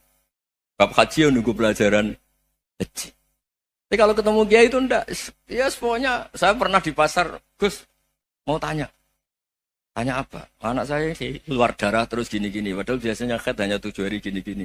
Ya sudah kembalikan ke biasanya, rudat ilal adat. Itu enggak usah sowan ke rumah. Juga enggak registrasi dulu, enggak daftar dulu. Ya ini tidak nyindir cerita saja. Supaya ini bukti koalisi beneran. Jadi saya yang kiai nggak tertib jam, koalisi sama yang tertib jam. Jadi kalau semuanya sistem kampus, nanti pertanyaan itu enggak bisa on time, enggak bisa setiap saat. Makanya Indonesia itu berkah. Kiai-kiai yang alim yang di jalan-jalan banyak. Juga kiai yang di kampus dokter-dokter fikih banyak. Yang nekuni ilmu umum ya banyak. Macam-macam. Itu masalah itu kalau saling mengadili itu baru masalah. Misalnya kiai ngeluh, enggak enak jadi kiai, enggak punya gaji tetap. Yang dosen ngeluh, enggak dicium tangannya. Karena memang unik Indonesia itu. Kalau guru fikih kok dosen itu tetap nggak dicium tangannya. Karena pikirannya anak-anak itu wong sudah bayar disuruh nyium. Itu kayak di alam sadar tuh gitu. Kalau kiai itu kan anak-anak nggak bayar itu. Ya opanya cium tangan itu. Makanya kalau kiai-kiai tidak keramat bisa mati karena cium tangannya doang itu bisa mati itu kiainya. Ya ini cerita. Supaya saling menghormati, saling menghormati. Jadi kalau makanya itu pakar-pakar akhlak ya, pakar-pakar etika peradaban. Itu tertampar betul ketika Nabi urusan ilmu itu mengabaikan itu kalau sudah urusan ilmu. Misalnya begini, ada urusan ilmu, ada mbak-mbak cantik atau ibu-ibu cantik. Itu dalam Islam itu diajarkan jangan sopan-sopan banget. Kata Nabi, karena kekuatan ilmu itu di atas kekuatan akhlak, di atas kekuatan adab. Ya nisa an-nabi lastunna ka ahadim minan nisa. Ini taqaitunna fala takhdu'na bil qaul. Fayatma alladhi fi qalbihi maradun. Misalnya ada mbak-mbak cantik, menarik, kemudian sopan misalnya sama Pak Fajarin sama dosen-dosen. Monggo binara. Wah itu bahaya pikirannya kemana-mana. Orang yang imannya pas-pasan, berarti mau. Maksud saya kalau cantik, menarik, ketemu di jalan, biarin aja dosennya. Mau kemana, biarin aja. Gak usah dihormatin. Kalau dihormatin, Pak mau kemana sadarian, bisa bahaya. Nah, biarin aja. Kalau tanya, Dek ini alamatnya mana? Cari sendiri Pak. Karena hanya dengan cara itu, si Pak dosen ini gak kepikiran. Gak ada orang suka, orang kedus itu gak akan. Tinggal sudah cantik, sopan. Wah bisa pikirannya macam-macam. Itu ilmu. Fala takhdu'na bil qaul. Kamu jangan terlalu lirih kalau ngomong. Fayatma alladzi fi qalbi maradun. Orang yang pikirannya masih kotor pasti berpikir yang negatif. Anda mungkin demi sopan sama dosen Anda. Tapi sejauh mana dosen Anda juga berpikir positif. Itu kan uji iman sama uji nyali. Nah, sama pejabat yang sopan sama kiai mungkin punya Alphard, punya Robicon, punya terus bawa uang banyak. Terus sama kiai cium tangan hormat. Jangan-jangan kiainya yang pikirannya macam-macam. Ini berarti bisa jadi muhibbin potensial misalnya. Nah, saya ini termasuk kiai yang pengagum ilmu. Sehingga saya sama orang yang medit, yang kikir sama saya itu saya senangnya bukan main. Kenapa? Karena kalau orang medit itu gak berhak nuntut. Tapi kalau orang lomo 1 juta minta surga, 2 juta ya minta apa? Surga. Gus, salam template. 200.000 aja kadang minta surga. Tapi kalau yang kikir-kikir ya sudah salaman tok sudah. Gak minta apa-apa, kan dia tahu diri, gak bayar kok minta. Maksud saya, Islam itu luas, dinikmati saja, Pak. Dinikmati saja. Nah itu diroya, maksudnya itu diroya. Diroya itu, kamu tahu aturan Islam itu, kamu harus yakin khairihi wa syarrihi minallah. Semua itu ujian, tapi kemudian dikaji. Makanya saya ini termasuk pengagum Imam Syafi'i. Imam Syafi'i itu dikasih tahu. Ada orang yang di depan engkau cium tangan hormat tuh di luar ngomong-ngomong, ngata-ngatain Anda. Imam Syafi'i tertawa-tawa sewenang. Loh, ada ini dikata-katain di luar kok. Kok tidak kamu anggap munafik malah tertawa. Berarti saya wibawa, di depan saya nggak berani. Dianggap enteng saja. Dibilangin, sebagian orang kampung sini nggak suka sama engkau. Baguslah, tidak akan pinjam uang sama saya. Di mana-mana orang pinjam minta tolong itu karena seneng. Kalau benci kan enggak. Intinya dianggap enteng saja. Yang terjadi di dunia itu semuanya dianggap enteng saja. Man asa ilaika faqat atlakoka. Yang berburuk sama kamu itu membebaskan kamu. Coba kalau akrab, titip. Ya misalnya akrab sama Pak Fajar. Bilangkan ke Pak Rektor, sangkap tuh jadi guru tetap atau apa kan ribet. Kalau tidak cocok kan nggak minta apa-apa. Makanya hati-hati Pak Rektor sama yang akrab-akrab itu. Itu dulu saya juga gak paham. Di antara wasiat Bapak yang sering diulang-ulang tuh itu. Suatu saat kamu jadi kiai, ngelola orang nggak seneng tuh gampang. Sudah, situ orang lain. Tapi kalau ngelola orang nggak orang seneng tuh repot. Mintanya aneh-aneh. 100.000 aja minta surga. Hanya teman tenis saja minta naik jabatan. Intinya itu ya sudahlah dikelola. Yang seneng ya berkah, mungkin teman berjuang, teman diskusi. Yang nggak seneng ya berkah, karena ini tidak minta macam-macam, tidak senang.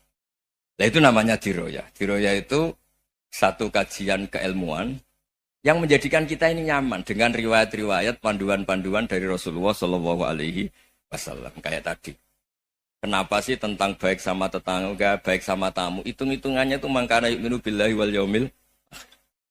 Saya pernah dicium sama orang miskin yang akut miskin betul. Itu tak ajarin Anda ini lebih hebat ketimbang orang-orang kaya. Misalnya gini. Misalnya ada komunitas rektor atau kiai besar. Saya ini kata orang banyak termasuk kiai besar. Mungkin kalau pinjam uang itu karena mau beli mobil, aksesoris mobil. Karena kita kiai top atau rektor atau orang-orang top. Kalau sesama orang miskin itu pinjem-pinjemannya itu urusan beras, itu urusan nyawa. Keren mana? Menyelamatkan nyawa sama aksesoris mobil. Nyawa. Jadi pahala kamu pasti lebih besar itu. Itu senengnya jadi orang miskin terus keterusan sampai sekarang. Itu, lo coba kalau menteri sama menteri, rektor sama rektor, kira-kira pinjamannya apa Pak Arso? Kan kalau mau beli mobil atau mau umroh VIP, pokoknya yang keren-keren. Kalau orang miskin pinjam kan apa? Makan kan, beras kan. Makanya kalau yang sedang miskin monggo lah, kalau ingin teruskan. Maksud saya Islam tuh seenak itu, Islam tuh segampang itu. Sudahlah yang sedang miskin ya keren. Karena sekali sosial itu urusannya apa? Nyawa. Tapi kalau miskin semua ya Indonesia bisa tutup kan. Ya sudah yang kaya-kaya itu saya menyelamatkan Indonesia karena bayar pajak yang menjadikan Indonesia berjalan. Tapi ya dipakai yang benar. Nah, begitu seterusnya. Ada kiai miskin cerita ke kita. Gus, enak jenengan alim, terus punya santri banyak, bisa ngajar di mana-mana. Saya bilang, hebat kamu. Dia hidup di daerah tertinggal. Itu yang diajarkan kan hanya tauhid. Kan nggak mungkin desa tertinggal baca fikih perbandingan madhab. Kan nggak mungkin. Kalau yang kayak Pak Fajar, Pak Sadali kan nggak mungkin. Fikih perbandingan apa? Madhab. Menyorot madhab dunia. Gaya engke-engke itu kan nggak mungkin. Tapi pertanyaannya, yang menyelamatkan masuk surga itu tauhid apa perbandingan madhab? Tauhid. Ini hanya mengajarkan fardu kifayah sunat-sunat. Ini Anda mengajarkan fardu ain. Surganya dulu kamu. Oh terus senangnya jadi kayak gitu. Karena yang diajarkan apa? Tauhid. Sementara kita yang gaya-gaya ini. Ajarkan perbandingan apa? Madhab, studi banding ke Al-Azhar kemana-mana. Ini enggak, tauhid. Dari orang nyembah pohon jadi nyembah Allah Ta'ala. Keren enggak? Keren. Jadi terus kayak gitu sama saya senangnya bukan karena tak bela. Tapi ada yang agak kurang ajar, tanya saya. Kalau itu hebat, kenapa Gus gak mau jadi kayak itu? Waduh. Wah ya repot kalau pertanyaan. Terus tak jawab, kalau saya jadi kayak itu, kamu ngangsu ilmu dari mana coba? Ya dari jenengan, ya kalau sama gobloknya gak bisa. Ya sudah, Gus aja yang jadi kayak besar. Maksud saya, ya sudahlah kita begini seperti yang saya ajarkan di sini, saya sarankan. Supaya orang itu tahu. Nah, ini namanya diroyah, apa? Makanya kata Imam Ghazali itu kalau kamu ingin sopan gampang melihat anak kecil, wa aqallu minni dzamban, dia dosanya lebih kecil. Karena masih kecil kan, tentu secara dosa enggak banyak. Kalau melihat orang yang tua, wa aktsaru minni ibadatan, dia tentu ibadahnya lebih banyak karena umurnya lebih banyak. Sehingga terus semua orang lain tuh di depan kita itu hebat. Ya semua orang lain sama misalnya Pak ini rektor, Pak Fathul Wahid rektor. Tanggung jawabnya lebih banyak, berarti pahalanya lebih banyak. Tapi sama, ketika melihat Nyon Sewu, melihat pegawainya yang secara lahir di bawahnya, ini tanggung jawabnya enggak banyak, pasti salahnya juga enggak. Itu yang diajarkan Rasulullah SAW, sehingga enak lah. Tapi kalau kita melihat orang lain selalu salahnya, itu pecundang. Allah saja tidak seperti itu kan, amal baik ya ada khairan, amal buruk kayak ada saron, semuanya dilihat oleh Allah Subhanahu wa Ta'ala. Saya itu punya teman Gus, agak beling, agak seenaknya. Dulu miskin. Wah itu seenaknya betul. Kayak kenal Tuhan. Tak tanya, kenapa kamu seenaknya? 1 bulan tuh labanya bisa 200 juta sampai 500, sampai 1 miliar. Saya itu Gus, setelah duha itu perkembangannya bagus. Salah duha itu. Saya pernah miskin, kan kata apa? Ingkana rizki fisama, apa? Wa ingkana qalilan, ya kalau fisama fa'anzilhu. Terus wa ingkana qalilan fakasirhu. Kalau sedikit perbanyak. Ini trennya sudah benar semua. Nah, wa ingkana apa? Ya, haroman fatohiru. Kalau haram yang kau sucikan. Makanya saya seenaknya kalau qalilan sudah fakasiru, paling trennya yang enggak benar juga fatohiru kata. Dia yakin kalau yang enggak benar-benar sudah disucikan Allah, karena yang lain-lain sudah dari miskin sudah kaya, qalilan sudah fakasiru, paling yang haroman juga sudah fatohiru gitu. Tak tanya, lah kamu kok tahu? Polanya sudah ada Gus, karena sang qalilan. Kamu sembrono sama Tuhan kok begitu kan? Tapi apapun itu seneng saya. Seneng saya sering salah teh, makanya saya mohon yang sekarang miskin, sedang miskin itu ya ndak usah nyesal banget-banget. Kalau ingin kaya monggo lah, namanya orang juga ingin. Ya, tapi Anda harus bangga. Sosial antar kalian adalah urusan nyawa dan itu pahalanya luar biasa. Supaya kita, nah yang kaya-kaya juga boleh GR lah, karena pembayar pajak. Dan itu bisa menyelamatkan apa? Indonesia Raya. Begitu seterusnya. Itu yang diajarkan Nabi, antawadu'u hatta la yabghiya ahadun ala ahadin. Kamu semua harus tawadhu sehingga antar kalian tidak saling tidak sopan, tidak saling liar, tidak saling mendolimi. Termasuk tadi sikap gak jelas tadi. Orang dolim yang sekarang dolim bisa saja tobat, yang sekarang soleh bisa saja nanti. Semuanya itu mungkin. Kita diajari ya muqallibal qulub tsabbit qalbi ala dini. Jadi keliru kalau kita dalam banyak harus tegas, gak mesti. Al halalu bayyinun wal haramu bayyinun. Tapi ada wa bainahuma umurun mustabihat. Ada yang wilayahnya itu abu-abu. Misalnya ada perempuan cantik misalnya, contoh paling gampang. Kalau kamu ajari secara serius, kamu bisa saja tergoda jadi fitnah. Tapi kalau orang soleh gak berani ngajarin, kemudian digunakan orang fasik, malah menjadi orang nakal, kita juga tanggung jawab. Kamu mau tegas gimana? Wilayahnya sama-sama mungkin. Wilayahnya sama-sama mungkin. Yang dekat pejabat mungkin terkontaminasi KKN. Tapi kalau pejabat gak dekati orang soleh, punya perilaku yang gak soleh, yang repot juga Indonesia kan.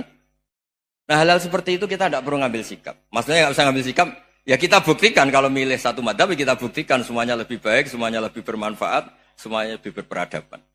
Karena gak bisa dihindari wabena humain. Termasuk nyuwun sewu, saya mohon maaf sama mulai Pak Harso, Pak Lutfi sampai Pak Fathul Wahid. Saya ini termasuk kiai yang gak suka dekat sama orang-orang top. Bukan karena hasud. Memang konstitusi kiai harus gitu, la tamuddanna ainaika. Kenal orang lebih tinggi itu kan resiko. Misalnya saya kiai desa, mungkin punya keri tua sudah seneng, punya kijang tua sudah seneng. Gara-gara kenal Pak Wahid naik Camry, waduh kok saya kalah itu. Kenal orang itu kan resiko. Mungkin dosen-dosen sini kalau kenal saya di Rembang juga resiko. Di sini gak ada cium tangan, melihat saya dosen, wah gak enak jadi dosen. Jadi memang harus dibatasin. Sekiranya mungkin orang terus, karena latamud dan nanawa ainaika ilham. Kamu jangan sering melihat orang lain yang mungkin secara lahir dapat nikmat yang lebih tinggi timbang Anda. Kalau kamu nggak bisa ngelola hati Anda bisa hasut, Anda bisa dengki. Paling tidak Anda bisa ada syukur. Saya itu sering didolani pejabat. Juga sering melihat pejabat di TV-TV. Naik mobil aja ada yang naikkan. Bahkan kalau wudhu itu anduk aja ada yang bawa. Itu kalau yang nggak kuat, wih naik jadi pejabat. Ya makanya terus konstitusi kiai itu mengatur, sudahlah mata kamu itu kamu batasin. Jangan melihat sesuatu yang potensi ya, potensi menjadikan Anda tidak apa syukur. Jadi saya mohon, ini memang konstitusi saya sebagai kiai, jadi saya tapi di hati saya tetap akrab. Saya doakan semua untuk UI, untuk semua orang Indonesia kita doakan.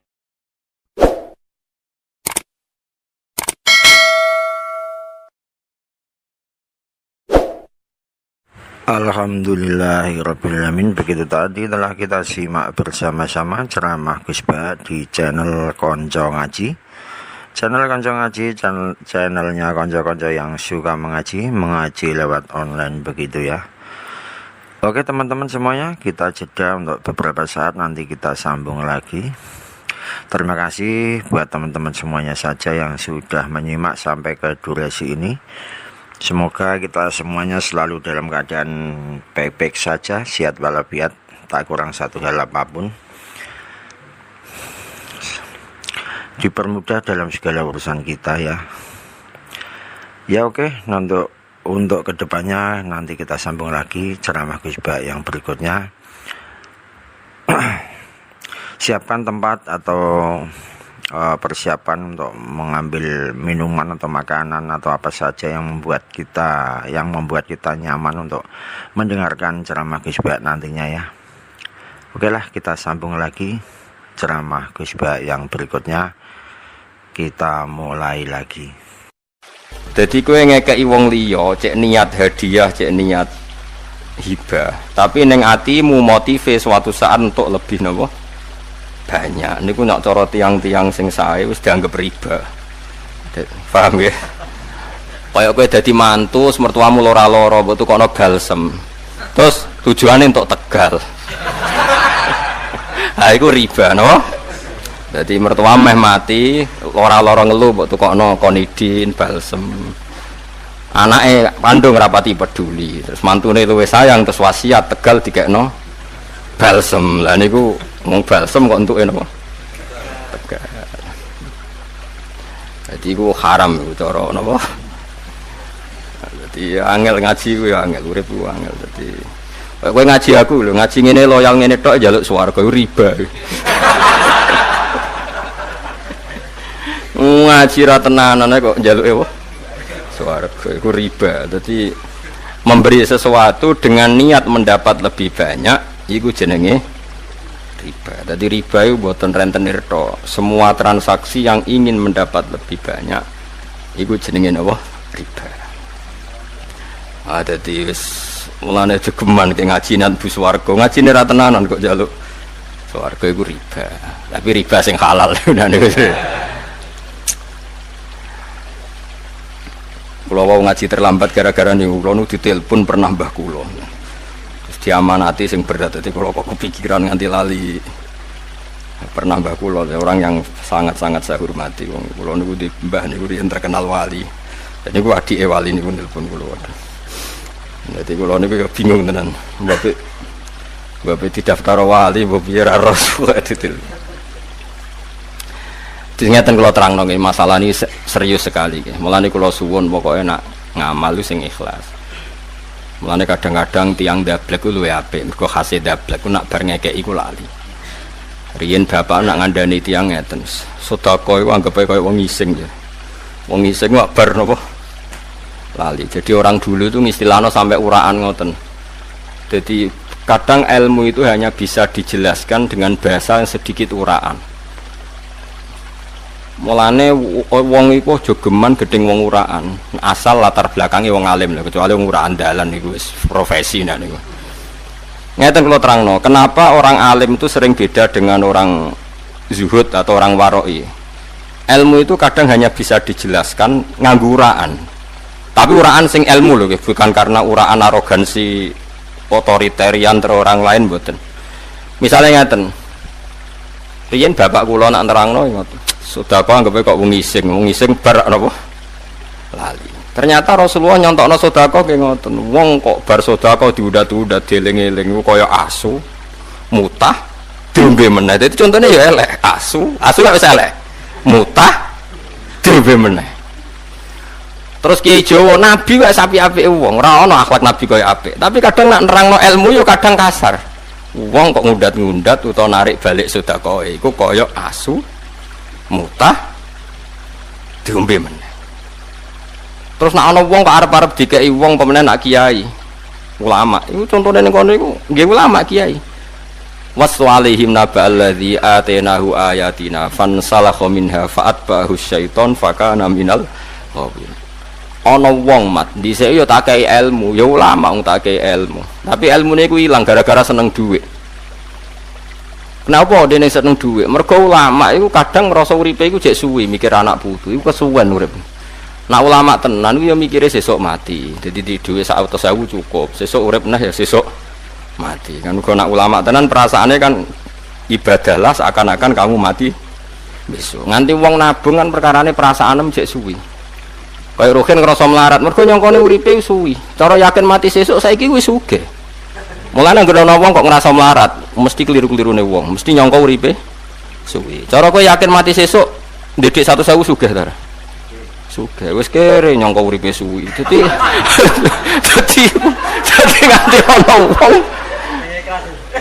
Dadi mulane kula niku pede. Mergo wa'mal li akhiratika ka'annaka tamutu khodan. Mulane kula tiap ngaji yang ngrasa pengaji terakhir, tiap salat dawuhe Nabi kon koyok salat terakhir. Karena tadi ben urip ora pati berbiaya tinggi. Tapi wong iku wong ya wong. Wong itu terus ngerasa uripe suwi, akhirnya nyiapno warisan, nyiapno mati. Ini cerita ulama, kira ulama tenang biasa mawon. Tapi kalau ulama punya watak seperti ini dikritik pangeran, walakinnahu akhlada ilal ardi wattaba'a. Tapi dia itu merasa abadi di bumi. Maknanya urip udah anggap suwi. Pangeran nyontono ya kasar. Nak ono kiai kok uripe nyangka suwi ku famasaluhu kamasalil kalbi. Kaya asu. Intahmil aliyal has au tatrukuhu. Mbok sentak yo melet, mbok baro yo melet. Tapi kira usah muni kiai kaya asu. Neraka. Mergo logikane ngene, kula sering terangno. Pangeran iku ngritik kiai iku sah, mergo pangeran iku atasane kiai. Lah kowe iku murid kiai, kualat ben ngono. Dadi wong yo mikir, wong sing ngritik pangeran yo keben wong atasan. Lah kowe murid. Cuma aku ngomong ning sampean, bahasa ilmiah itu bahasa yang enggak ono kaitane mbek akhlak.